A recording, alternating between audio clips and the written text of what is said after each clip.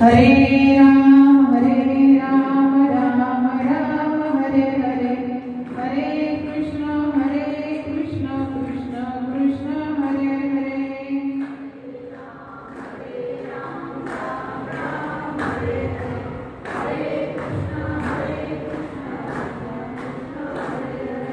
हरे राम राम राम हरे हरे, हरे कृष्ण कृष्ण कृष्ण हरे हरे।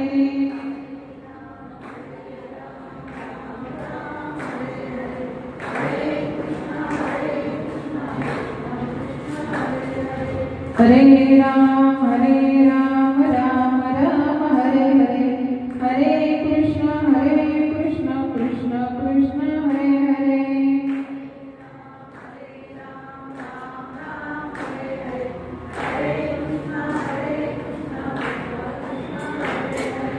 श्री कृष्ण गोविंद हरे मुरारी, हे नाथ नारायण वासुदेवा।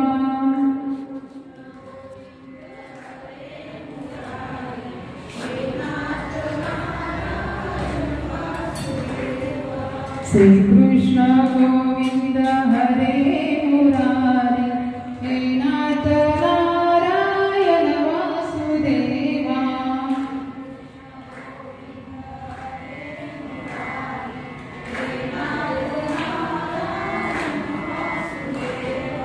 हे नाथ नारायण वासुदेवा।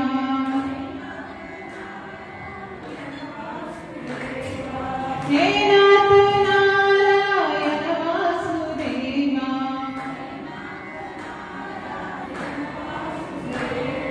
श्री कृष्ण गोविंद हरे मुरारी, हे नाथ नारायण वासुदेवा।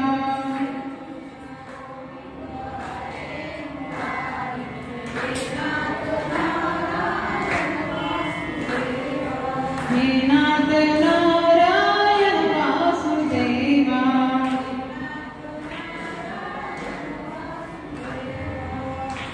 वक्रतुंड महाकाय सूर्यकोटि समप्रभा, निर्विघ्नं कुरु मे देव, सर्वकार्येषु सर्वदा। सर्वमङ्गलमाङ्गल्ये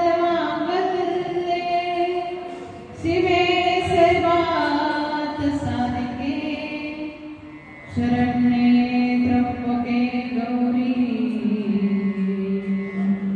नारायणी नमस्ते।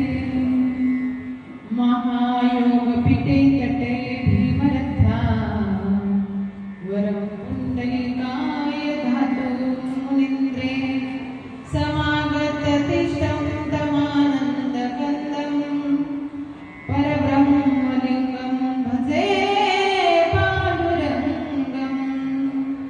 जयांची आज्ञा स्मरण, होय सकळ विद्येचे अधिकरण।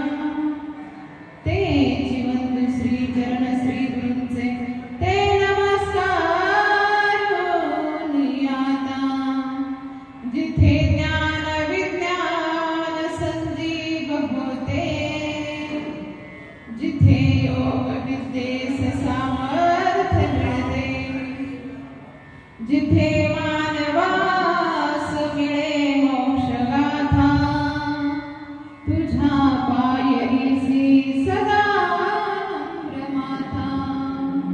नमो सद्गुरु तुकया ज्ञानदीपा, नमो सद्गुरु सच्चिदानंद रूपा, नमो सद्गुरु भक्त कल्याण मूर्ती, नमो सद्गुरु भास्करा पूर्ण कीर्ती।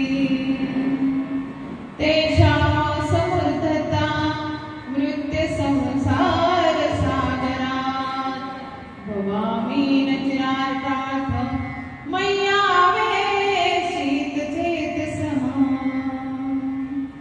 प्रस्तुत प्राप्त प्रसंग प्रवचन रूपी सेवेसाठी निवडलेला श्लोक श्रीमद भगवद्गीतेतील 12व्या अध्यायातील 7व्या क्रमांकाचा असणारा श्लोक आहे।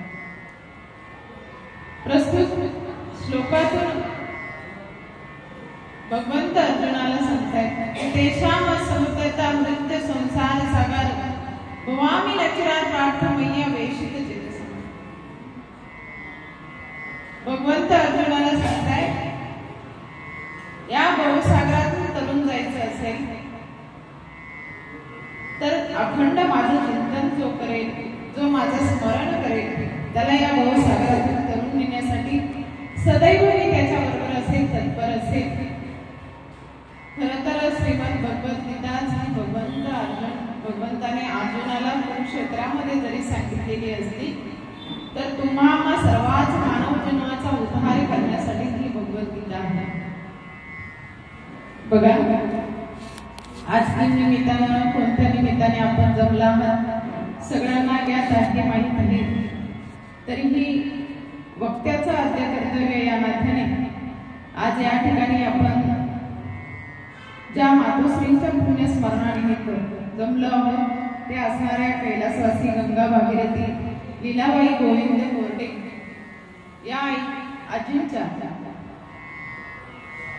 प्रथम पुण्य स्मरणानिमित्त आपण जमलो. खरं तर आई जाण्याचं दुःख या कोरडे परिवाराला आहे, परंतु तत्वत असणारे कोरडे परिवारातील जी मुलं आहेत, चिरंजीव बद्री प्रसाद गोविंद कोरडे, चिरंजीव पुनवर्सू गोविंद कोरडे, त्याचबरोबर 4 कन्या आहेत. त्या कन्या म्हणजे सौ माधवी मधुकर कोद्रे, सौ नम्रता राजेंद्र शिरसाट, सौ गिरीशा मिलिंद घेरणार, सौ मृदुला अशोक करपे आणि त्याचबरोबर सुनाल. या कोरडे परिवारामध्ये कोरडे परिवार असतील, अपयश नातेवाईक गणगोत्र मित्र परिवार असेल. खरं तर मातोश्रींच्या जाण्याचं दुःख या कोरडे परिवाराला असेल, कारण आई ही असते. आईचं जाण्यातून घरातून गेल्यानंतर आईची जी कमी असते ती कमी आपल्याला जगामध्ये कोणीच पूर्ण करू शकत नाही. लेकी असतील, मुलं असतील, यांना या आईच्या जाण्याचं दुःख आवश्यकच असेल, कारण आई ही जीवनातलं महत्त्वाचं स्थान असतं. परंतु ती आई गेल्यानंतर आई काय असते ते कळतं. जोपर्यंत मायबाप जिवंत असतात तोपर्यंत मायबापाचं दुःख आपल्याला कळत नाही, किंवा त्यांचं सुख आपल्याला, आशीर्वाद काय असतात, त्यांचं कल्याण करणारं हित काय असतं ते आपल्याला कळत नाही. परंतु ते निघून गेल्यानंतर त्यांचं दुःख आपल्याला जाणवतं, त्यांच्या अपूर्णता आपल्याला जाणवते, कमतरता आपल्याला जाणवते आणि ती कुठल्याही पद्धतीने भरून काढू शकत नाही. तद्वत आपण त्यांच्या कृपा आशीर्वादाने हा जन्म जगत आहोत आणि त्या जन्माचे ऋण फेडण्याचे काम आपण करायचं असतं. माझा आवाज तुम्हाला क्लिअर येतो? कमी को कमी करायचा आहे.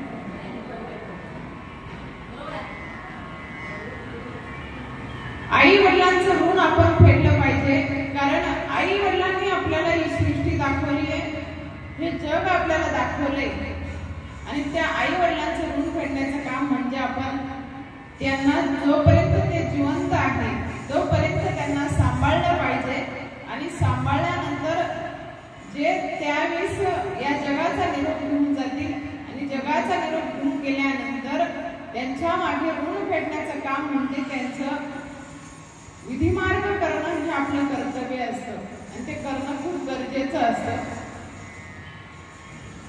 प्रथमतः आपण त्यांचं केले पाहिजे. गेल्यानंतर अंत्येष्टी विधी हा चांगल्या प्रकारे केला पाहिजे, रक्षा विसर्जन विधी आपण चांगल्या प्रकारे केला पाहिजे, दशक्रिया विधी आपण केला पाहिजे आणि आजच्या दिवशी जो विधी असतो तो पुण्यस्मरणाचा म्हणजेच वर्ष श्राद्धाचा विधी असतो आणि तो विधी सुद्धा करणं आपल्याला कर्तव्य असतं. आणि या विधीच्या वेळेस बघा आपण करत असतो, अन्नदान करत असतो, वस्त्रदान करत असतो, त्याचबरोबर ज्ञानदानही करत असतो. या सर्वांचं महत्त्व खूप आहे, कारण अन्नदान आपल्याकडून घडलं पाहिजे. अन्नदानाने आपलं कुळ शुद्ध होतं आणि कुळ शुद्ध करण्याचं काम आपल्या हातून घडलं पाहिजे. खरं तर वर्षश्राद्ध म्हणजे काय, वर्षश्राद्ध म्हणजे काय आपण म्हणू, परंतु हे वर्षश्राद्ध यासाठी असतं की की त्या माणसांचं आपल्या घरी आई वडिलांचं ऋण फेडण्याचं काम आपण केलं पाहिजे. मनुष्य गेल्यानंतर त्याचे काही विधी सांगितलेले आहेत ते विधी आपण केले पाहिजे. त्या ऋणातून मुक्त आपण झालं पाहिजे. या ऋणातून आपण मुक्त नाही झालो खरं तर आई वडील असे असतात त्यांचे ऋण आपण कधीच फेडू शकत नाही. परंतु आपण क्षणिक त्यांचे काहीतरी ऋण फेडू शकतो. काहीतरी पूर्ण ऋण कधीच फेडू शकणार नाही आई वडिलांच्या पण थोडेसे ऋण का होईना फेडण्याचं कर्तव्य आपण केलं पाहिजे. ते ऋण ज्यावेळेस फेडतो त्यावेळेस ते पित्र म्हणजे गेलेले आपले पूर्वज आपल्याला आशीर्वाद देतात. तुका म्हणे पितृ आशीर्वाद देती कल्याण इच्छिती ते आपला. तुकाराम महाराज सांगतात की पित्र आपल्याला आशीर्वाद देतात आणि आपल्या कुळाचं कल्याण इच्छितात. आपल्या कुळाचं कल्याण होणार इच्छितात. आणि ज्यावेळेस आपण या पित्रांचं ऋण आपण फेडत नाही या पित्रांविषयी ऋण फेडण्याचं काम आपण करत नाही त्यावेळेस हे पित्र कटकट करतात आणि आपल्याला शापित करतात. मग आपण म्हणतो घरामध्ये किती सुख घरामध्ये किती संपत्ती असते काही असते त्या घरच्या माणसांना कधी प्रसन्नता दिसत नाही. त्यांचे चेहरे कधी खुश दिसत नाही. याचं कारण असं आहे त्या पित्रांनी दिलेले आपल्याला शाप असतात. ते मी नाही सांगत तर संत सांगतात की ते पित्र आपल्याला शाप देतात. म्हणून आपण काय करतो घरामध्ये सगळ्या वस्तू असतात घर मोठं असतं सगळं काही असतं धन संपत्ती सर्व काही असते तरी पण सुख घरामध्ये आणत नाही. याचं कारण असतात आहा कटकट करीती पित्र. ते पित्र कटकट करतात आणि आपल्याला सुखी समाधानी राहून देत नाही. म्हणून आपल्या कुळातील जी ही कोणी व्यक्ती गेलेली असेल आई असेल वडील असेल आजोबा असेल आजी असेल कोणी असेल त्या पित्रांविषयी ऋण फेडण्याचं काम म्हणजे आपलं आहे. त्या ऋणातून मुक्त आपण झालं पाहिजे. ऋण व्यक्त आपण केलं पाहिजे. आणि याच्या दिवशी ज्ञानदान विधी आपण याच्यासाठी करतो ज्यावेळेस आपण आता तुम्ही कसं म्हटले विधी मार्ग करण्यासाठी आम्हाला थोडा उशीर झाला ब्राह्मण देवता येण्यासाठी उशीर झाला आणि याचं कारण असं आहे त्या काही गडबडीमध्ये ब्राह्मण देवतेकडून एखादा मंत्र उच्चार चुकला किंवा तो दूषित झाला किंवा काही झालं किंवा आपलं लक्ष विचलित असेल अरे उशीर झाला अंक झालं तंक झालं यावेळेस आपलं लक्ष काय होतं विचलित होतं आणि झालेले विचलित लक्ष ते पिंडदानाचा दोष आपल्याला लागत असतो. परंतु तो दोष आपल्याला लागू नये म्हणून आपण ठेवतो ज्ञानदानाचा विधी म्हणजे नामस्मरणाचा विधी आपण इथे ठेवतो. नामस्मरणाने काय होतं पातक जळण्याचं सामर्थ्य असतं. म्हणून इथं नुसतं बसायचं नाही मनामध्ये नामचिंतन करायचं आहे. आजच्या दिवशी केलेलं नामचिंतनाचं पुण्य आपण त्या व्यक्तीला समर्पित करायचं असतं. याचं कारण असं आहे त्या व्यक्तीला का समर्पित करायचं तर ती व्यक्ती पुण्यस्मरण या शब्दाचा अर्थच असा आहे ती व्यक्ती जिवंत असेपर्यंत तिने केलेलं पुण्यकर्म ती व्यक्ती तुम्हाला माझं बोलणं कळतं नक्की सांगा बरं का नाही तुझी कमी करायला. मला असं वाटतं आवाज घुमतोय थोडस नॉर्मल कमी करायला पाहिजे म्हणजे स्पष्ट तुम्हाला ऐकायला. हॅलो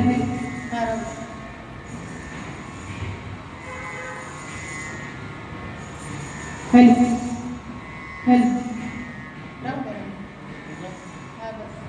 हॅलो बघा त्या ज्ञानदानाचा विधी सांगत होते त्या पित्रांविषयी आपण ऋण फेडले पाहिजे. ते कर्तव्य आपल्या पूर्ण आपण केलं पाहिजे.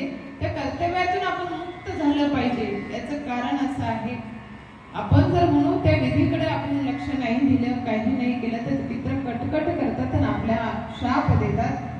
त्याविषयी सांगणं खूप गरजेचं असतं कारण आजच्या दिवशी अन्नदान सुद्धा आपण करतो. त्या अन्नदानाचंही महत्व खूप आहे. सांगत होती पुण्यकर्म त्या व्यक्तीनं आयुष्यभर केलेलं पुण्यकर्म आणि ती व्यक्ती गेल्यानंतर आपण केलेलं पुण्यकर्म. कारण ती व्यक्ती गेल्यानंतर आपण जर बरेच जण म्हणतो की आमच्या घरातील व्यक्ती गेलेली आहे आणि आम्ही अन्नदान करू शकत नाही, कुठे काही करू शकत नाही किंवा एखाद्या देवाला जाऊ शकत नाही किंवा दान करू शकत नाही, या आपल्या बऱ्याच जणांच्या समस्या अशा असतात. खरं तर ती व्यक्ती गेल्यानंतर ती आपल्या घरातील कुठलीही व्यक्ती गेली तर त्या व्यक्तीविषयी ऋण फेडण्याचं काम म्हणजे आपण त्याच्या नावाने दान धर्म केला पाहिजे आणि त्या दानाचं पुण्य आज त्याला भेटत असतं.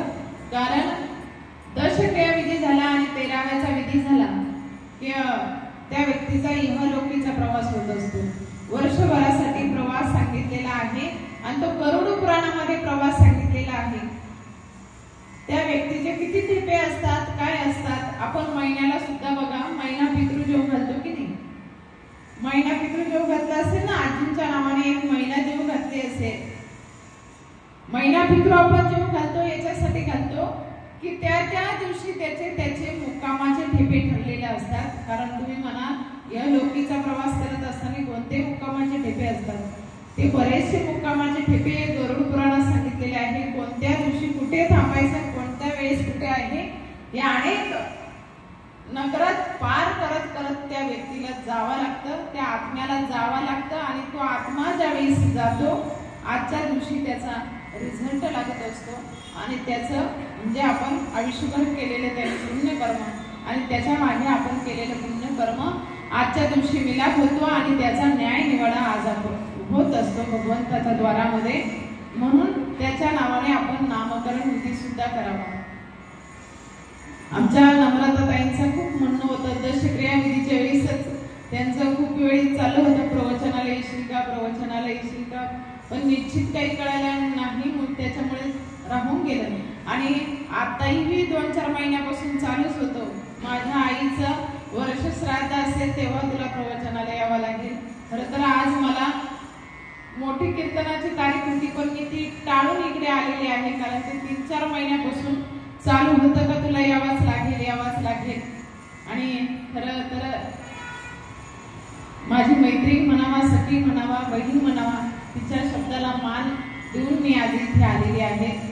खरं तर आजची जी प्रवचनरूपी सेवा आहे ही नैमित्तिक प्रवचनरूपी सेवा आहे आणि त्या सेवेसाठी आज या कोरडे परिवाराने मला इथे बोलवलं. खरं तर त्यांचे मनस्वी मी धन्यवाद व्यक्त करेन आणि आपल्या प्रवचनरूपी सेवेला सुरुवात करेन. आज श्लोक आपण सेवेसाठी घेतला आहे. तेषाम समुद्रता मृत्य संसार सागर भवामी नचिरार प्रार्थ मैया वेशित चेतस्मा. कारण भगवंत सांगताय अर्जुनाला, अरे अर्जुना, या भवसागरातून जर तरुण जायचं असेल तर आपल्याला भगवंताचं तुला अखंड स्मरण करावं लागेल, स्मरण करावं लागेल. मग या भवसागरातून तरुण जाता येईल. मग तुम्ही म्हणाल स्मरण करता येईल, कुठे वेळ गेली आहे. कारण गीता जरी अर्जुनाला सांगितलेली असली तरी तुम्हा सर्वांचाच उद्धार करण्यासाठी आहे. तरुण जाता येईल विषय आपण घेतो, तरुण जाता येईल, अरे जाता येईल आपण म्हणतो, पण आजकाल कोणाचा भरोसा आहे का. तुम्ही मी बोलल्यानंतर बोलत चला, म्हणजे मलाही बरं वाटेल. मला असं वाटतंय का माई भाषा त्याला कळते का नाही. ऐका,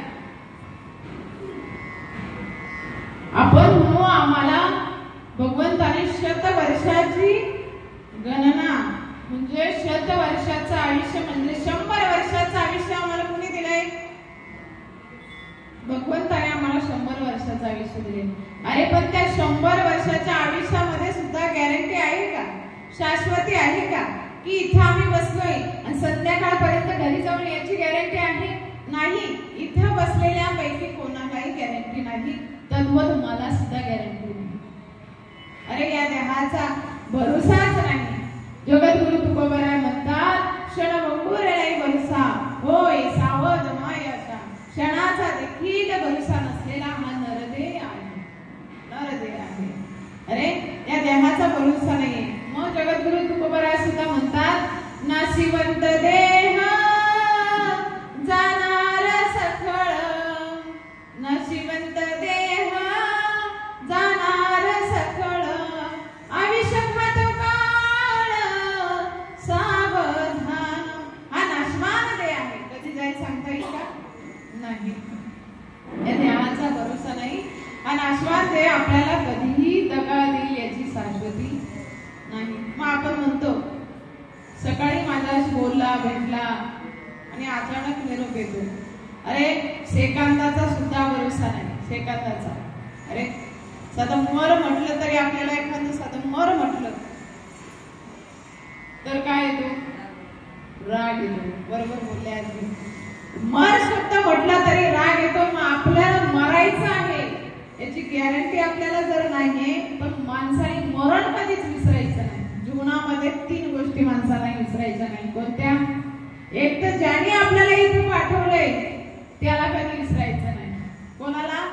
भगवंताला. भगवंताला कधी विसरायचं नाही. ज्या मायबापाने आपल्याला जन्म दिलाय त्या मायबापाला कधी विसरायचं नाही. आणि तिसरी गोष्ट म्हणजे आपलं मरण हे अटळ आहे हे कधी विसरायचं नाही. या 3 गोष्टी आयुष्यात माणसाने कधीच विसरायच्या कधीच नाही. बघा या देहाचा सुद्धा भरोसा आपला नाहीये, कधी जाईल याची शाश्वती नाही. मर म्हटलं तरी आपल्याला राग येतो. साधं त्या ठिकाणी आम्ही प्रवचनाला गेलो आणि प्रवचनासाठीच असं कार्यक्रमामध्ये म्हटलं या गावची सगळी माणसं मरणार आहेत. ऐकताय बाबा? या गावची सगळी माणसं मरणार आहेत. मरणार म्हटल्यानंतर सगळे असे नाराज झाल्यासारखे माझ्याकडे पाहायला लागले. आणि त्याच्यात एक मावशी अशा बसलेल्या होत्या. त्यांच्या चेहऱ्यावर स्मित हास्य आलं. आणि का स्मित हास्य आलं तर मी माझींना विचारलं, त्या मावशीने विचारलं, अहो मावशी स्मित हास्य का आलं? सगळ्यांचे चेहरे तर नाराज झाले आणि तुमचा चेहरा तर हसतोय, तर का? तर आजीने सांगितलं मी या गावची नाही, मी या गावची नाही. अरे या गावची असो नाही तर त्या गावची असो, जावा हे नक्की लागणार आहे. महावैष्णव ज्ञानेश्वर माऊली म्हणतात देहाची या गावाली जन्म मृत्यूची या सोनिया ना म्हणू नये धनंजया जिया परी. काय म्हणतात? अरे या गावात आले. कोणत्या? देहाच्या गावात आले.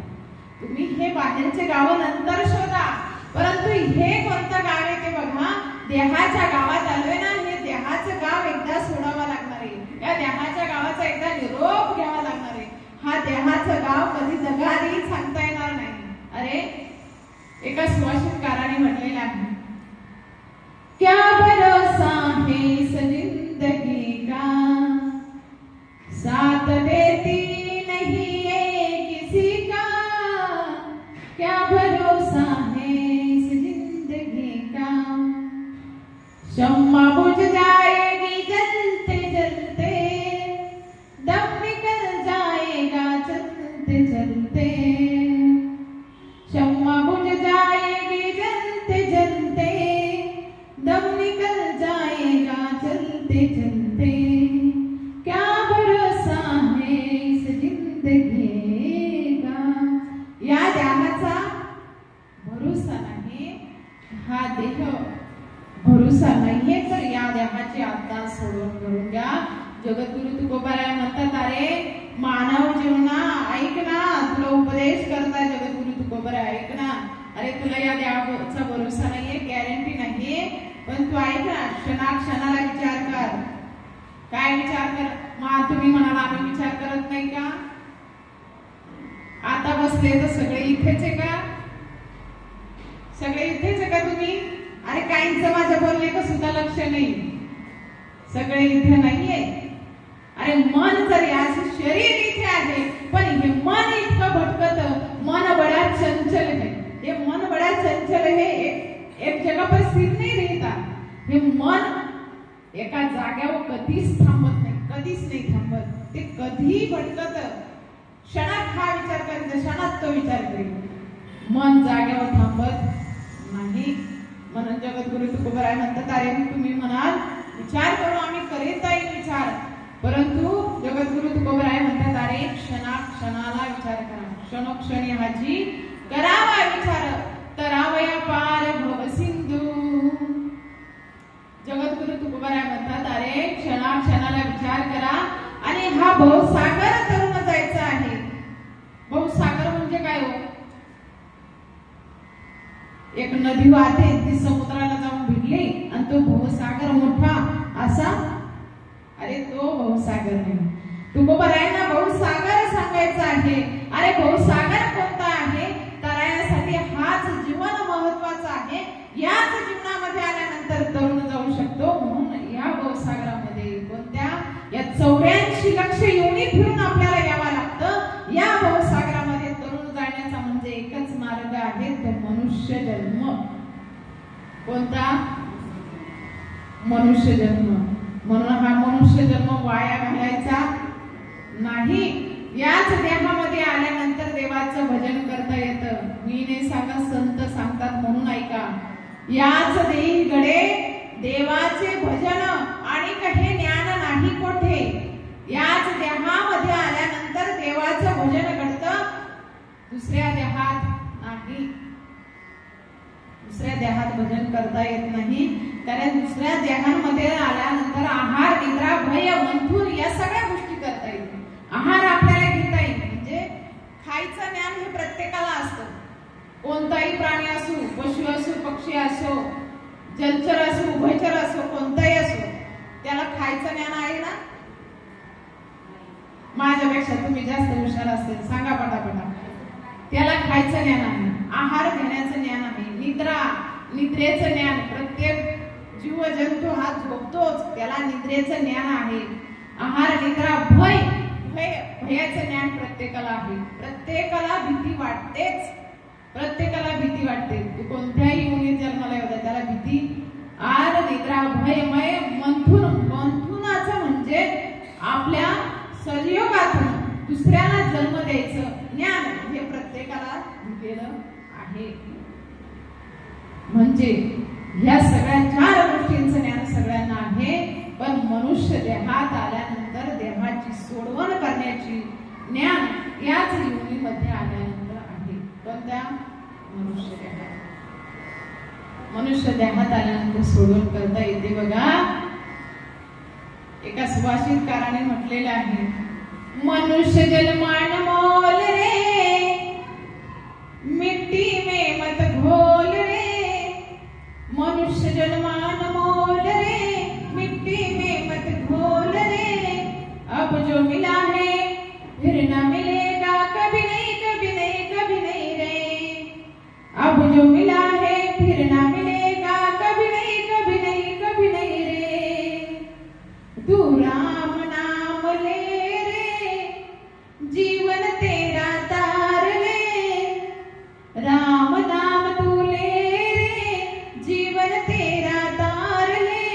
अब जो मिला है फिर न मिलेगा, कभी नहीं, कभी नहीं, कभी नहीं रे.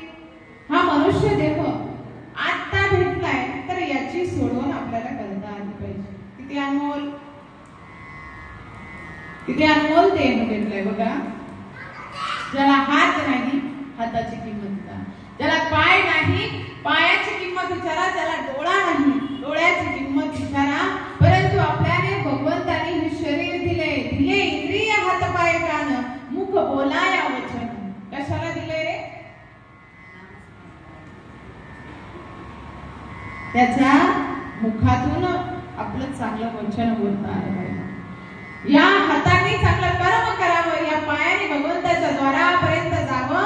नव्हे तर मुखाने त्याचं नाम घ्यावं, स्मरण करावं. त्याच्यासाठी हा देह दिला. आपण त्याचं नाव घेतलं पाहिजे. नाव किती गडे, किती गोडे. नाम तुझे रे, नाम तुझे रे, नाम तुझे रे, नाम तुझे रे नारायणा. नाम तुझे रे, नाम तुझे रे, नाम तुझे रे, नाम तुझे रे नारायणा. थोडी पाषाणासी पाना, थोडी पाषाणासी पाना. नाम तुझे रे, नाम तुझे रे,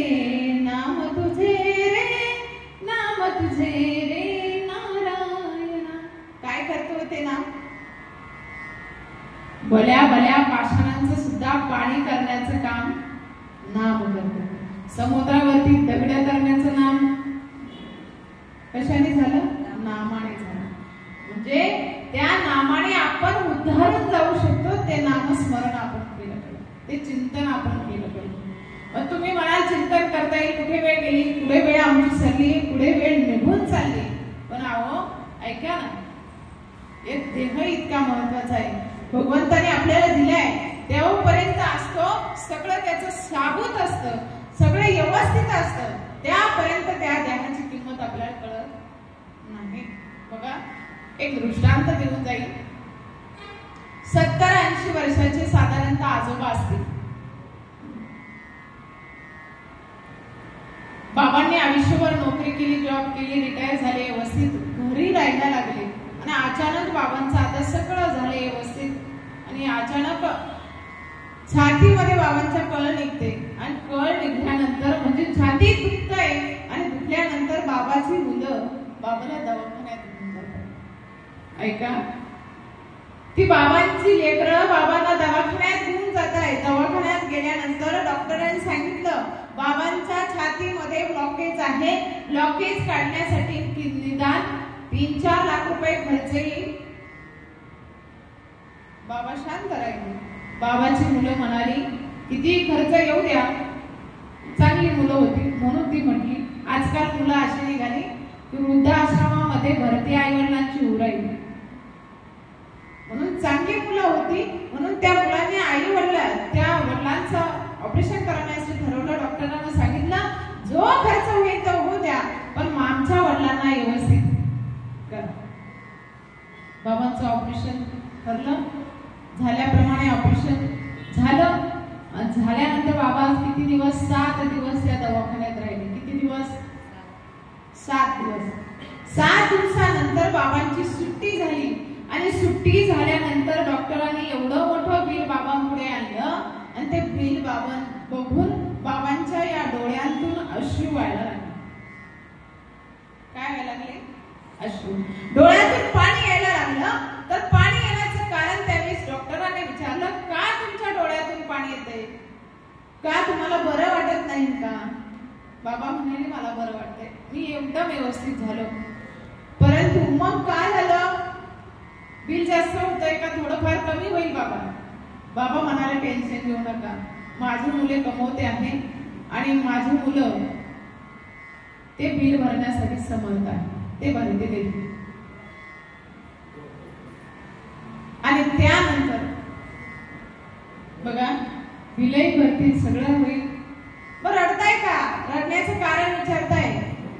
रडण्याचं कारण ज्यावेळेस विचारलं त्यावेळेस बाबांनी उत्तर इतकं गोड दिलं. ऐका ना, बाबांनी उत्तर दिलं आज तुमच्या दवाखान्यात 7 दिवस ऍडमिट राहिलो, त्या ऍडमिट राहण्याचं बिल तुम्ही किती दिलं?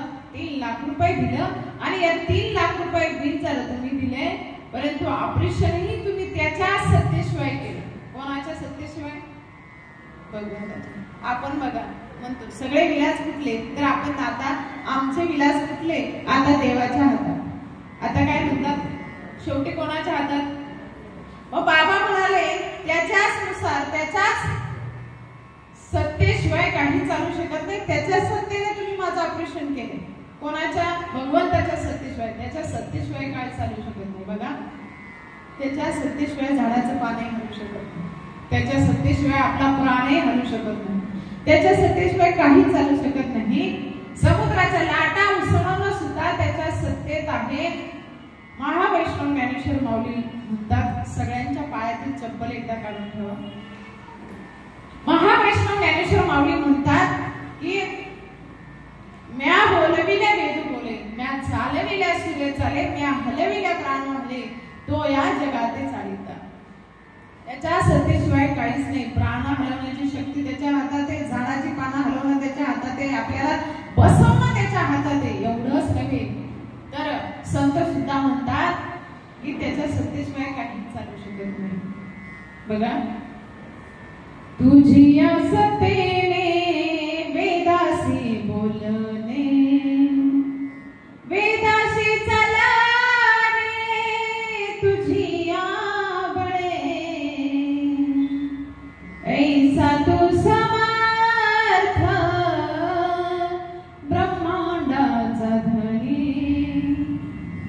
साधू समर्थ ब्रह्मांडाचा ध्वनी त्याच्या सत्तेशिवाय चालू शकत नाही. बाबा म्हणतात त्याच्या सत्तेनुसार तुम्ही माझं ऑपरेशन केले तरी 3 लाख रुपये बिल दिले. पण ऐका, मग डॉक्टर म्हणाले बाबा काय झालं, अश्रू गाळण्यासारखं काय झालं. बाबा म्हणाले ऐका ना. बाबांनी इतकं गोड उत्तर दिलं, 7 दिवसाचं बिल तुम्ही 3 लाख रुपये देता, त्याच्या द्वारात कुठे आपण आता. त्याने दिलेले हे शरीर आहे आणि त्याने दिलेल्या शरीराच्या बदल्यात आजवर मी त्याला काहीच दिलं नाही. काही दिलं का? नाही दिलं. परंतु बघा, एकच सांगून जाईल, त्याला आपण त्याच्या बदल्यात काहीच दिलं नाही. परंतु भगवंत सुद्धा बघा, आईच्या गर्भामध्ये आपण असतो त्यावेळी अनेक मळमूत्राच्या व्याधीमध्ये ग्रासलेला असतो. श्रीमद भागवतामध्ये सांगितलेलं आहे की आईच्या गर्भामध्ये किती वेदना असतात. ज्यावेळेस एखाद्या शेणाच्या याच्यामध्ये कुर्मी कीटक त्या आळ्या वळवळ करतात, त्याप्रमाणे आईच्या गर्भामध्ये सुद्धा आपल्याला वेदना राहतात. आणि त्या वेदना आपण भगवंताला सांगतो, अरे भगवंता मला लवकर याच्यातून बाहेर काढ, लवकर बाहेर काढ. तर भगवंत सुद्धा सोपा नाही, तो सोपा नाही. तो म्हणतो अरे याच्या बदल्यात मला काय देशील तर मी तुला बाहेर काढतो. सुखरूप बाहेर काढण्यासाठी त्याचा नेम आहे, घेसी तेव्हा देसी तेव्हा आलसी उधार. तो आपल्याकडून काहीतरी घेतो आणि त्याच्या बदल्यात काहीतरी सेवा साधण्यासाठी.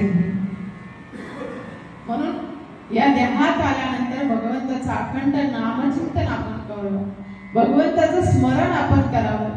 त्या भगवंताच्या याच्यातून आपण उद्धारून जो आपल्याला देह दिलाय त्या देहातून आपण आपली सोडवण करावी. या भवसागरातून आपण तरुण गेलं पाहिजे. भवसागरातून आपण तरुण नाही गेलो तर आपल्याला असंच जन्माला यावं लागेल आणि जावं लागेल. संत सांगतात किती वेळा जन्मा यावे आणि किती वेळा फजिती व्हावी. जन्माला येणारी सुद्धा व्यातना आहे आणि मरताना सुद्धा.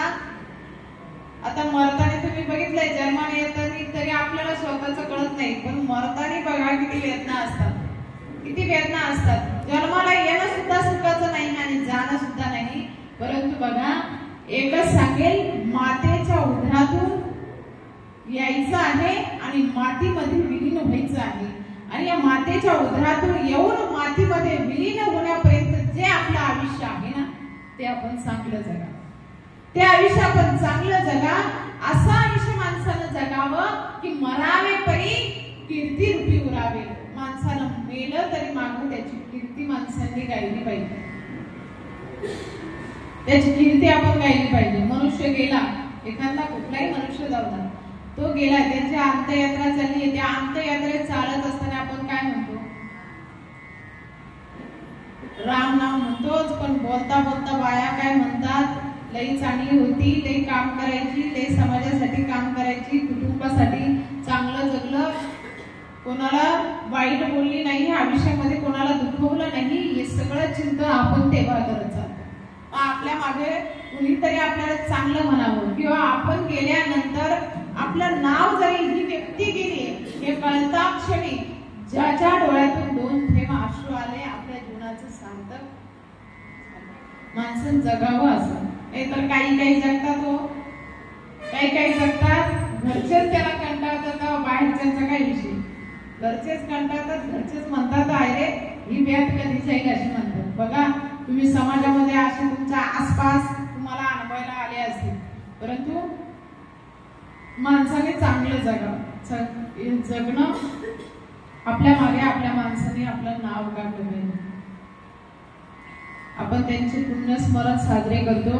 आज आपण बघा, संतांनी आपल्यासाठी आजही आपण संतांच्या पुण्यतिथी साजऱ्या करतो. याचं कारण काय आहे? त्यांनी या समाजासाठी देह दिला, या समाजासाठी काहीतरी केलंय, उपदेश केलाय. आजही आपण त्यांचं नाव काढतो. छत्रपती शिवाजी महाराजांचं नाव आजही आपण घेतो.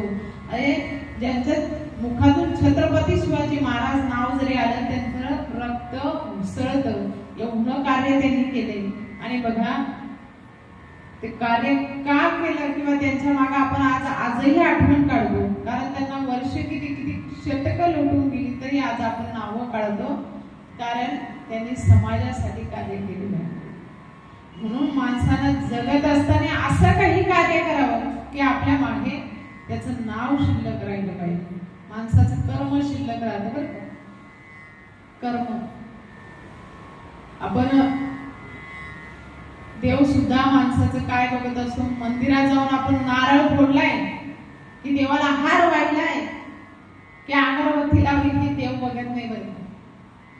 ते फक्त आपला काय एक दिखाऊपणा आहे, परंतु देव सुद्धा आपलं कर्म बघतो.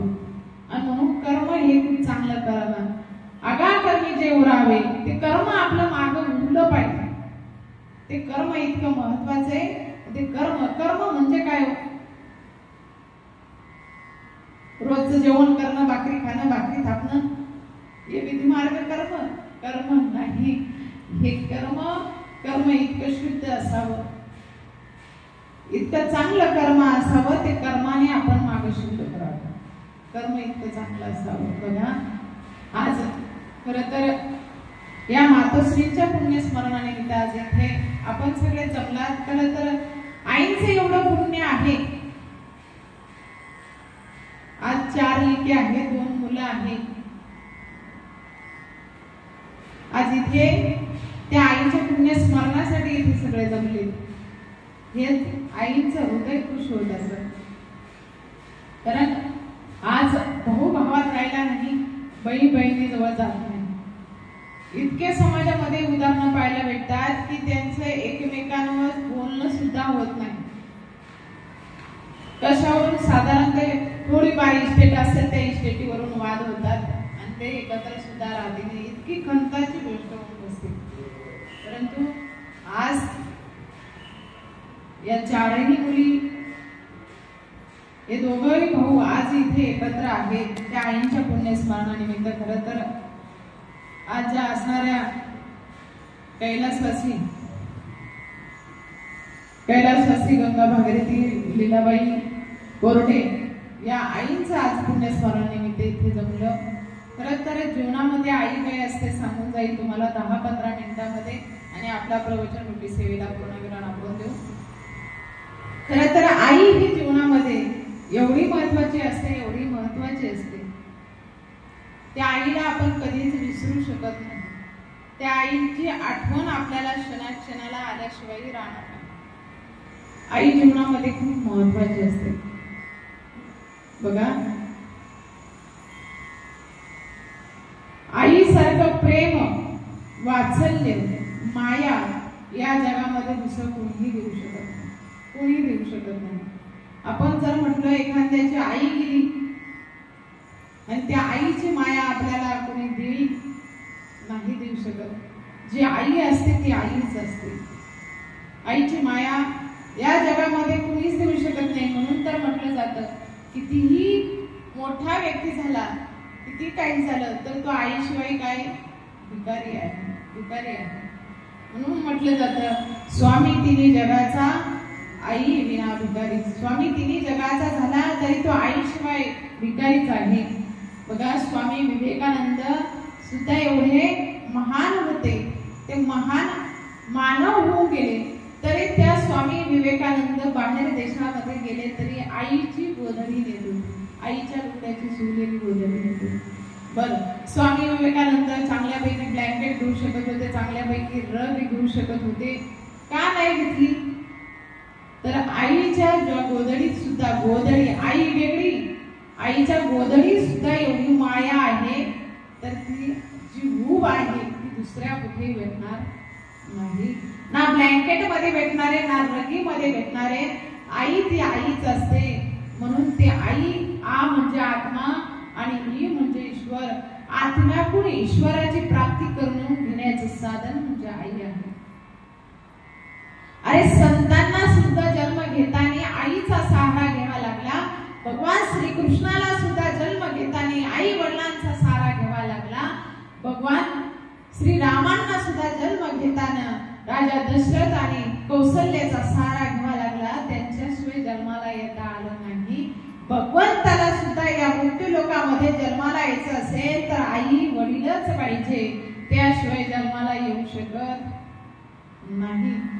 अरे आईचं स्थान एवढं मोठं आहे, किती मोठं आहे आईचं स्थान. ती आई जोपर्यंत असते तोपर्यंत आपल्याला तिची जाणीव होत नाही, कळत नाही. ज्यावेळेस आई निघून जाते त्यावेळेस आई आपल्याला कळते. अरे मग त्यावेळेस आपण म्हणत असतो, सोडून या गेली आई आम्हाले कराना,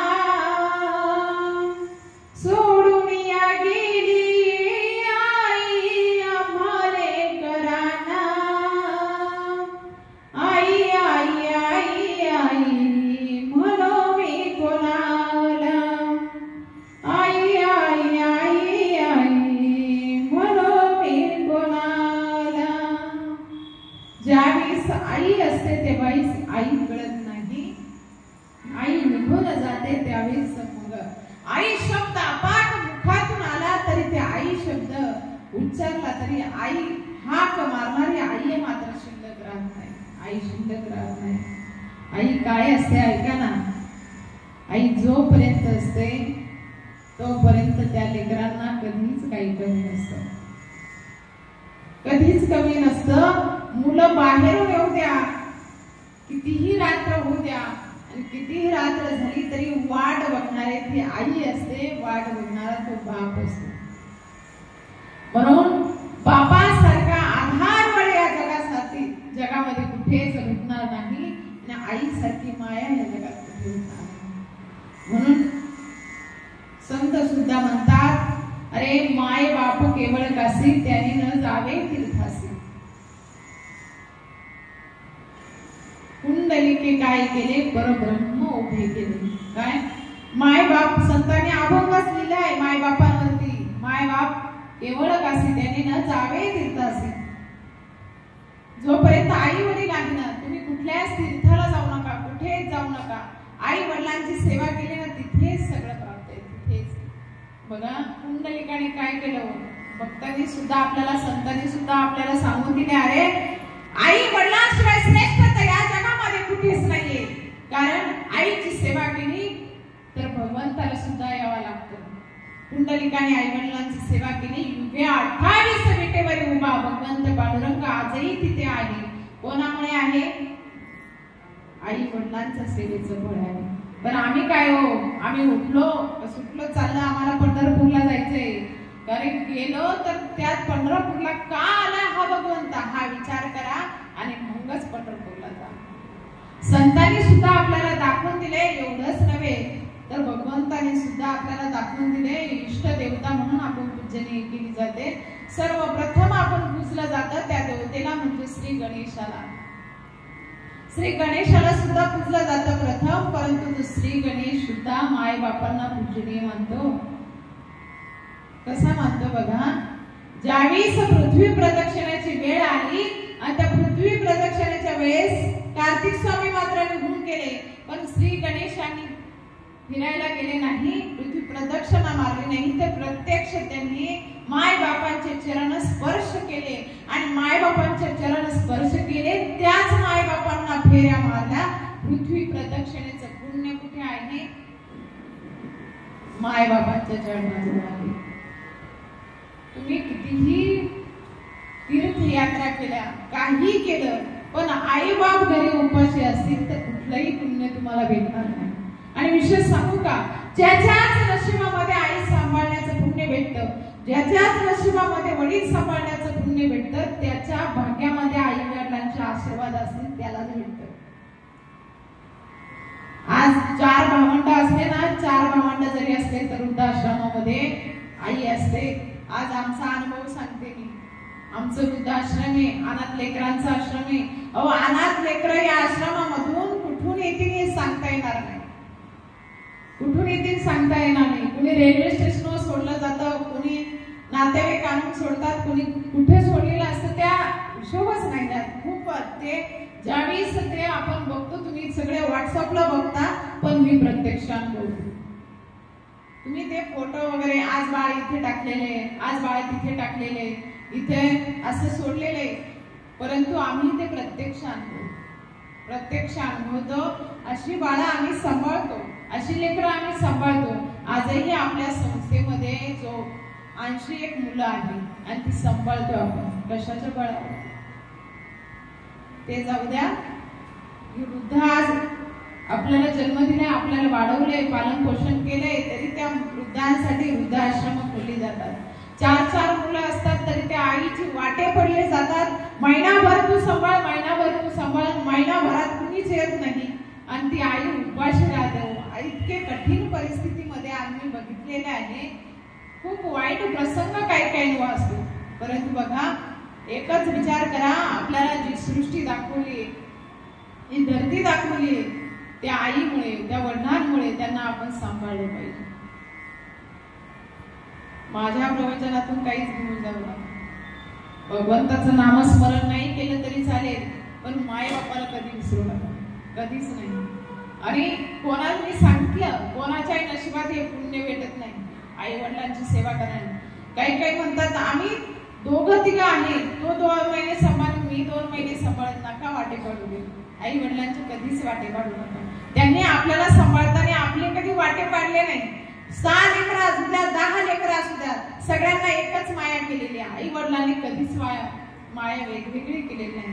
म्हणून आई वडिलांसाठी त्यांचा सांभाळ करा. कारण आईसारखं दैवत या जगामध्ये नाही. कुठल्या ना कुठल्या पद्धतीने आपण म्हणतो माझ्या आईसाठी, आम्ही उदाहरण ऐकतो.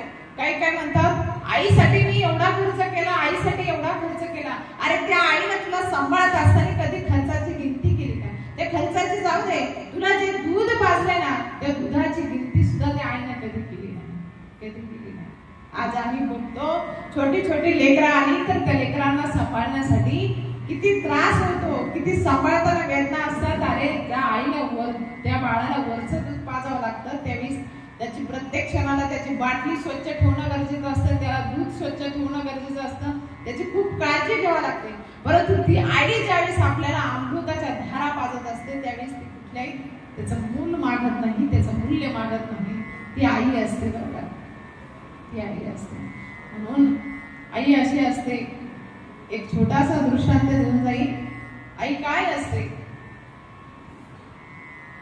शिकलेलं कुटुंब असतं. तारुण्य अवस्थेमध्ये त्या स्त्रीचा पती निघून जातो आणि निघून गेल्यानंतर ती आई त्या लेकरासाठी, एक लेकरू असतं, त्या लेकरावरच आपलं आयुष्य काढत असते.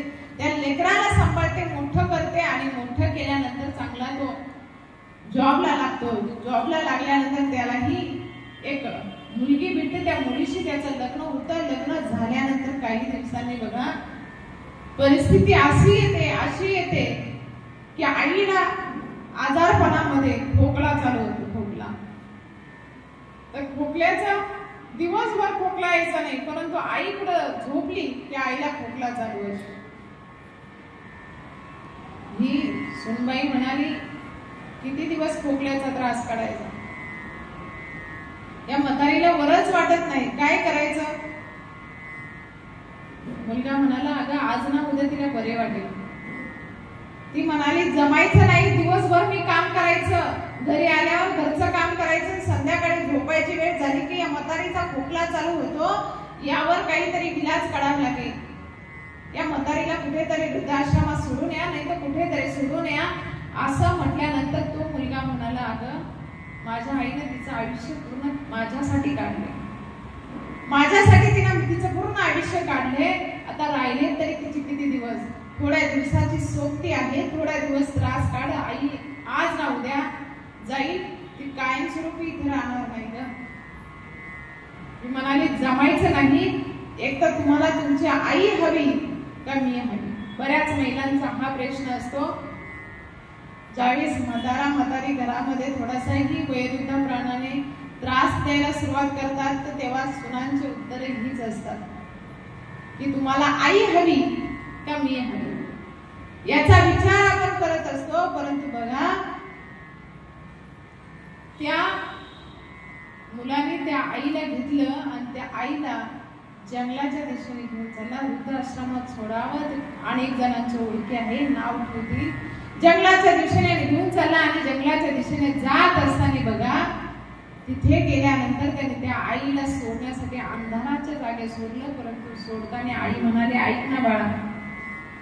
लहानपणापासून आईनं उत्तर दिलं, तुझ्या मनात काय चालू मला कळत नाही का? तुझ्या मनात काय चालू मला कळत नाही का? अरे तू लहान होतास ना, तुला भूक लागली, तुला भूक लागली ते मला कळायचं, तुला तहान लागली ते मला कळायचं, आणि आज तुझ्या मनात काय चालू ते मला कळत नाही का? ऐक ना रे, या जंगलात मला तू सोडतोय हेही मला कळलंय, तुला सांभाळायचा कंटाळा आलाय हेही कळलं, तुझा संसार महत्वाचा आहे हेही कळलं.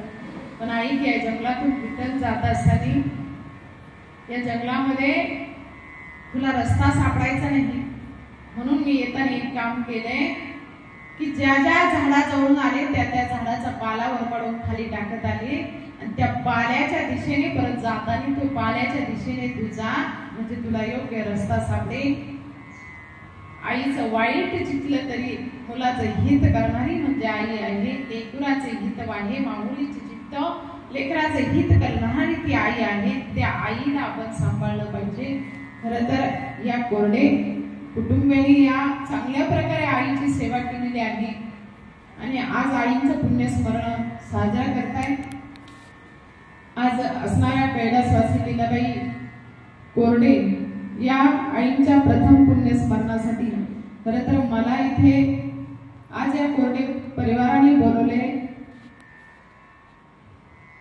बद्री दादा प्रसाद असतील, पुनर्वसू दादा असतील, त्याचबरोबर या चारही कन्या असतील, यांनी आज मला इथे निमंत्रित केलं. त्यांचे मनस मी धन्यवाद व्यक्त करते आणि आईंना भगवंत चरणी चांगली जागा भेटो अशी प्रार्थना करते आणि इथेच आपल्या सेवेला पूर्णविराम देण्यासाठी विनंती करते. परंतु तद्वत लासलगाव येथे आपली जय जनार्दन अनाथ विद्यार्थी आश्रम शाळा आहे, वृद्धाश्रम आहे. या वृद्धाश्रमामध्ये आज 10-12 मुलं ते वृद्ध आहेत आणि संस्थेमध्ये जवळजवळ 80 मुलं आहेत आणि गोशाळा आहे. या गोशाळेमध्ये जवळजवळ आज 80-90 गायी